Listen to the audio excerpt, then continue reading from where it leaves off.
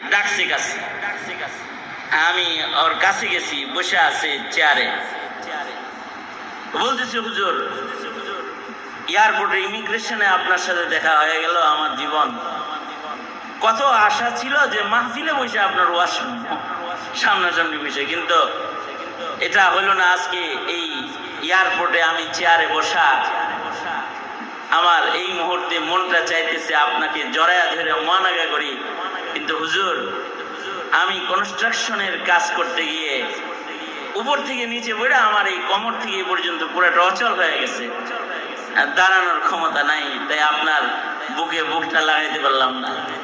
সুখের সন্ধানে বিদেশ গেছিলাম, দুঃখের বোঝা নিয়ে বাড়ি আসলাম, না জানি আমাকে কিভাবে সামনের জীবনটা কাটাইতে হবে। আমি ওর দিকে তাকায় আমার চোখের পানি এসে গেছে, তো আমি ওকে জড়ায় ধরছি, আমি নিজেই ওর বুকে বুক লাগায় মহানাকা করছি। তা আমি বললাম, হায় তুমি তো আল্লাহ পাকের অনেক প্রিয় হয়ে গেছে, এই কথা বলছি। আরো কান্না শুরু করছে, কিভাবে পেয়ারা হইলাম, আমার হাত পাও চলে গেল গা, দাঁড়াইতে পারি না, পেশাব পায়খানা করার যোগ্যতা আমার নাই, বিদেশ থেকে দেশে ফিরে আসলাম।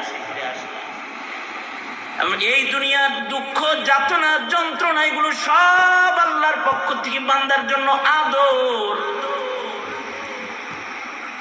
তোকে বসে বসে কিছু কথা বললাম, ভাই শোনো, বান্দাকে আল্লাহ তাআলা কষ্ট দেয় বান্দার নাপাক দূর করার জন্য। ডাক্তার যেমন রোগীর কষ্ট দেয় বান্দাকে সুস্থ করার জন্য, আল্লাহ তাআলা তার প্রিয় বান্দিতে থাকে, যন্ত্রণা দিতে থাকে, তাকে নিজের কাছে পেয়ারা বানায় জান্নাতে নেওয়ার জন্য।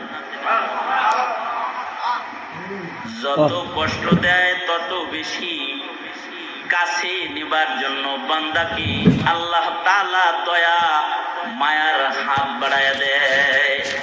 একটা অসুস্থ রোগী যদি ডাক্তারখানায় যায়, আর যদি তার দেহের ভিতরে পুষ থাকে, পিক থাকে, ডাক্তার যদি খালি আদর করে মালিশ করে ছেড়ে দেয়, তো সুস্থ হয়ে না।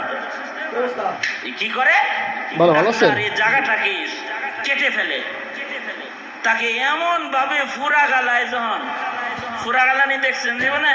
হ্যাঁ, আমি দেখছি, হ্যাঁ, কাটাকাটি দেখছি, কারণ আমি তো বেশ কয়েকবার অপারেশন হয়েছে আমার এই হাত, একেবারে ফুল অজ্ঞান করে অপারেশন হয়েছে 3 বার।